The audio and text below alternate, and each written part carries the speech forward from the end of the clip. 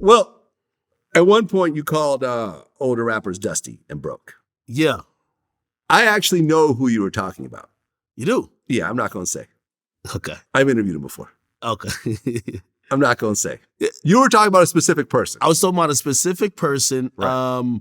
Definitely tongue-in-cheek. I do a stream a lot of times on Twitch or YouTube or both, and I get to the part where I'm kind of ranking on people, and that was still a serious opinion. I'll tell you where it originated from. People like NBA Youngboy, who drops a lot of projects, he's up for a new situation, you know?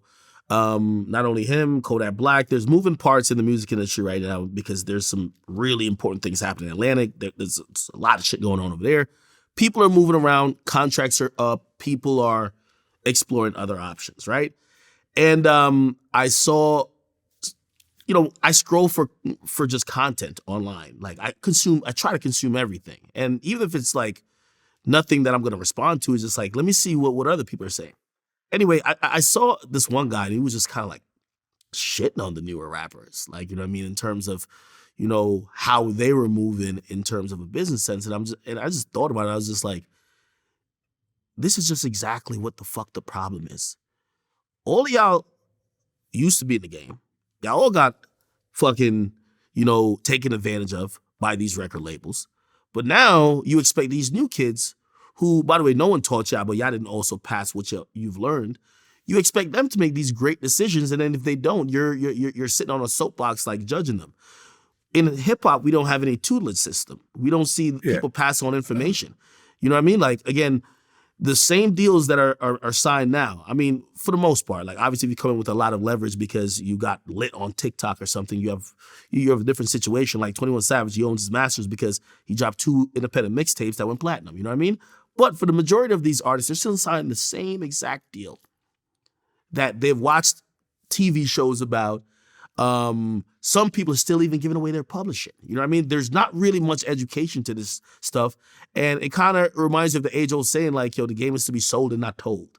Mm-hmm. Where I see people, and it habitually happens. I mean, Meek Mill was one of the latest who just started complaining about the label system, right? I've seen Waka Flocka do it previously. Like, there's a long list of people who, like, they kind of all have the same issues, but it's never at the point of, hey, let's all educate each other, or if we share information, maybe we could use that to try to increase and improve the situations we're all in. You know, hip hop is really individualistic. You know what I mean? I want to have, that's what I was told about the sneakers. I want to have this sneakers. I hope you don't have it. If I get the Maybach truck, I want to get it first. If I heard somebody literally say, they're calling the dealership, they're like, yo, I only want the Ferrari truck if I get it first. If you give it to someone else, I'm good. What do you want it for then? You know what's interesting is that this didn't start with hip hop, right? Really? Where came from? Here's the interesting part. Yesterday I interviewed Pat Porter, who is Rich Porter's sister. Yeah. From Paid in Full. Uh-huh. And I had heard about this, but you know, she also has a baby with AZ Faison. But I had heard about this, but she actually confirmed it.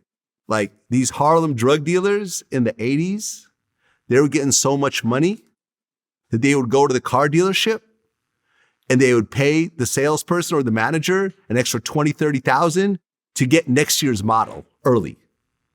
Okay. They would, if it was an 88, you know, they would have the 89. Give me the 89. You know, and they would show up on the block with the 89 that nobody had in the different body style because they chipped off, you know, the manager of BMW an extra $30,000.